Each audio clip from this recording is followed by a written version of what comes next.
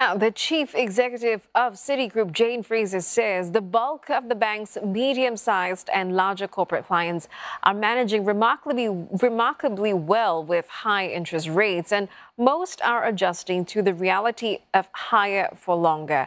Jane Fraser discussed the business outlook and also Citi's ambitious internal restructure in an exclusive interview with CNA's Dawn Tan.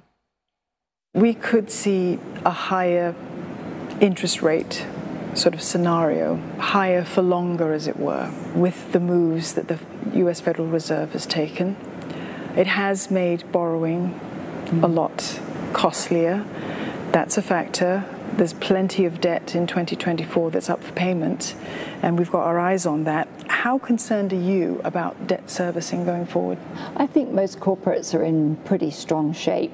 If I look at the actual realized losses we've had globally in both the mid-market and in the large corporates that we serve, it's been remarkably low. I mean, it's almost minimal.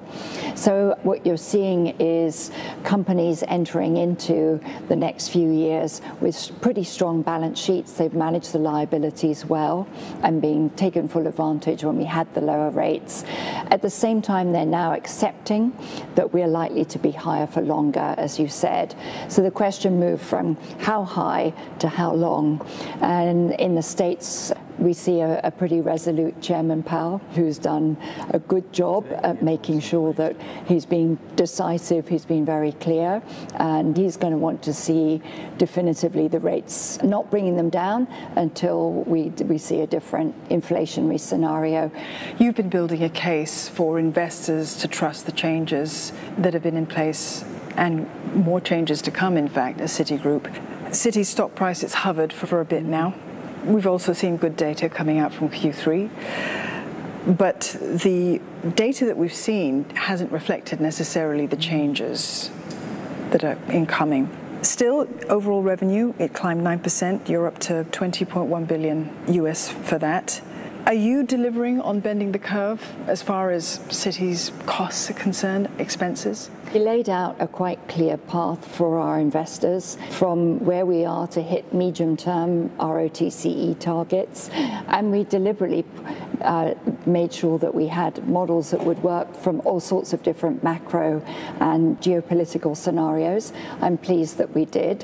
What we've done is we've delivered against the guidance that we've given the street very consistently. They're just building this case of watching us delivering exactly what we said we would do, both strategically as well as against the financial guidance. So we build our credibility, and we'll be, as we say, bending the curve, and that will begin in the fourth quarter of next year. We're continuing to invest significantly in the franchise, as well as investing in modernizing our infrastructure and making sure our risk controls and data is in good shape. You also have a high client win ratio. Yeah. You're doing very well in that. New client acquisition is strong. You're deepening relationships. Talk to me about the vibrancy of that particular part of the business. There are several places where we really see incredible vibrancy. One is within our commercial banking franchise globally, where we're serving the entrepreneurs who will be the large companies of the future.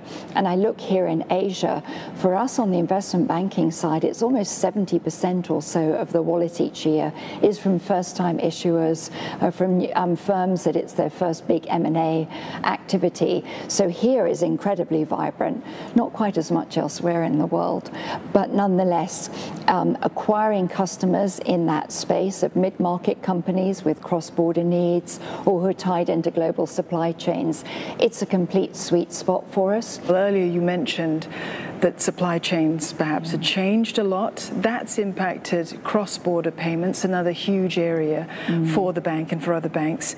But the challenges for the banking sector as far as cross-border payments are many.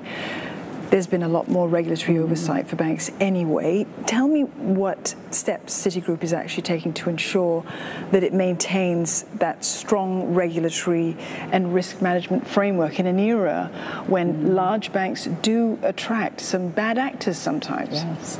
So we are very careful on a number of fronts. Who we select as clients, we put a lot of rigor, and the benefit again of being on the ground is that you're not doing it just off data. You have a good understanding. Back in a head office, you've got that feeling on the ground and understanding and knowledge as well. So we put a lot of thought into who are the clients that we serve.